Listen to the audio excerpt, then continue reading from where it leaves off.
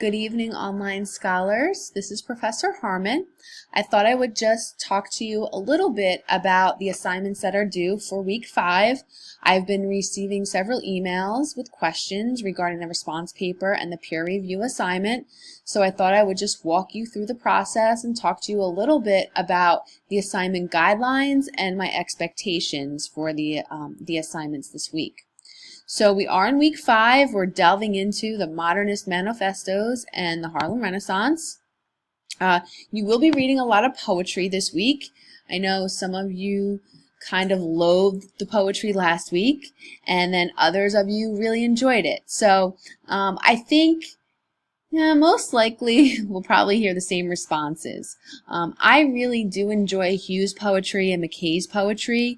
Their poetry seems to really take me to the heart of the time period, which was extremely oppressive and very disjointed. And it was a very, very rich culture during this time period, and it was a way for these poets to heal and to deal with a time period that was extremely fragmented. So please be sure to read all of the poems, even though you most likely will only be writing about one this week. It's crucial that you read all of the poetry in preparation for the midterm exam. Be sure to take a look at all the instructional materials that I've uploaded into the folder. There are some audio files so you can hear the poems and some great bios for the authors. It's also crucial that you read the background information for the time period that is in your anthology. That gives you insight to the time period, which is, when these texts came about. So it's important to have the backstory as you read these pieces to get the full picture. So after you've read the poetry and you've connected with one or maybe two that you feel comfortable responding to, I would suggest that you read over the response paper assignment, which I've listed right here. Okay, it's a very short paper. It's about 1 to 2 pages. It's nothing extensive, and all I want you to do is focus on an element of a poem or maybe a group of poems that you can explain, discuss, and support with textual evidence. So you might want to focus on a theme, you might want to focus on a symbol, you might want to just choose a quote, one quote from one of the texts, and explain how that quote really represents the entire piece and, the author's stylistic choices. All right? It's really up to you. I've given you a sample response paper so that you can take a look at it and see what I'm looking for. There are several examples of how to write response papers online, but again, this is your personal, unique response to a poem.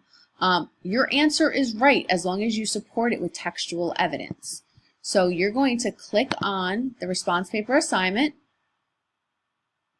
and you are going to upload the file from your computer, please, and submit it.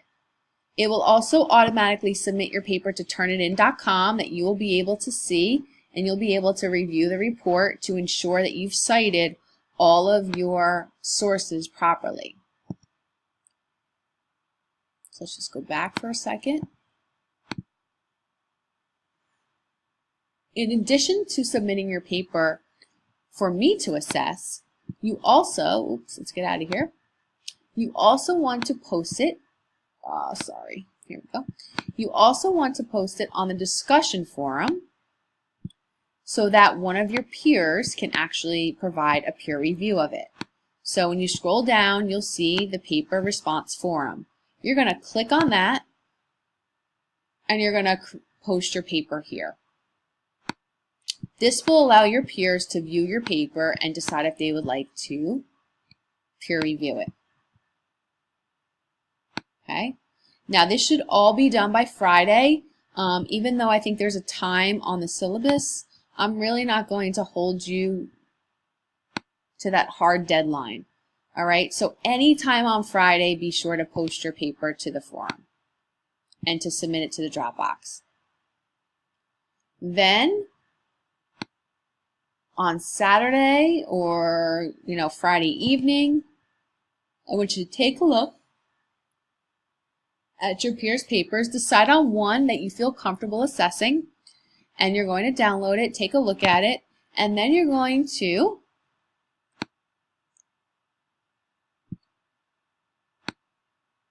upload your peer review assignment here. Now, what does that peer review assignment entail? Well, you're going to be referring to this rubric right here. You're going to click on the link for the rubric. And this is a rubric just to guide you as you write your assessment in response to your peers' paper. So using the verbiage that is in this rubric and using the criteria here, so you're going to take a look at your peers' understanding of the text, their comprehension. You'll look at how they organize their paper. You'll look at how their writing is or follows the proper conventions, how it's organized, look at their formatting, look at grammar, look at mechanics, and you're going to write maybe a 2-page response providing a score, an assessment, and feedback. And that will be submitted to the Dropbox here. You may also email it to the original writer of the piece.